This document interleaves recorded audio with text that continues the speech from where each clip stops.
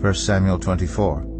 After Saul returned from pursuing the Philistines, he was told, "David is in the desert of En-Gedi." So Saul took 3,000 able young men from all Israel and set out to look for David and his men near the crags of the wild goats. He came to the sheep pens along the way. A cave was there, and Saul went in to relieve himself. David and his men were far back in the cave. The men said, "This is the day the Lord spoke of when he said to you, 'I will give your enemy into your hands for you to deal with as you wish.'" Then David crept up unnoticed and cut off a corner of Saul's robe. Afterward, David was conscience-stricken for having cut off a corner of his robe. He said to his men, "The Lord forbid that I should do such a thing to my master, the Lord's anointed, or lay my hand on him, for he is the anointed of the Lord." With these words David sharply rebuked his men and did not allow them to attack Saul.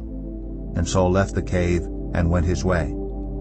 Then David went out of the cave and called out to Saul, "My lord the king." When Saul looked behind him, David bowed down and prostrated himself with his face to the ground. He said to Saul, "Why do you listen when men say, 'David is bent on harming you'? This day you have seen with your own eyes how the Lord delivered you into my hands in the cave. Some urged me to kill you, but I spared you. I said, 'I will not lay my hand on my Lord, because he is the Lord's anointed.' See, my father, look at this piece of your robe in my hand. I cut off the corner of your robe but did not kill you. See that there is nothing in my hand to indicate that I am guilty of wrongdoing or rebellion. I have not wronged you, but you are hunting me down to take my life. May the Lord judge between you and me, and may the Lord avenge the wrongs you have done to me. But my hand will not touch you. As the old saying goes, 'From evildoers come evil deeds.'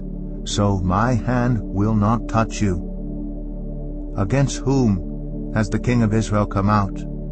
Who are you pursuing? A dead dog? A flea? May the Lord be our judge and decide between us. May he consider my cause and uphold it. May he vindicate me by delivering me from your hand." When David finished saying this, Saul asked, "Is that your voice, David, my son?" And he wept aloud. "You are more righteous than I," he said. "You have treated me well, but I have treated you badly. You have just now told me about the good you did to me. The Lord delivered me into your hands, but you did not kill me. When a man finds his enemy, does he let him get away unharmed? May the Lord reward you well for the way you treated me today. I know that you will surely be king, and that the kingdom of Israel will be established in your hands. Now swear to me by the Lord that you will not kill off my descendants or wipe out my name from my father's family." So David gave his oath to Saul.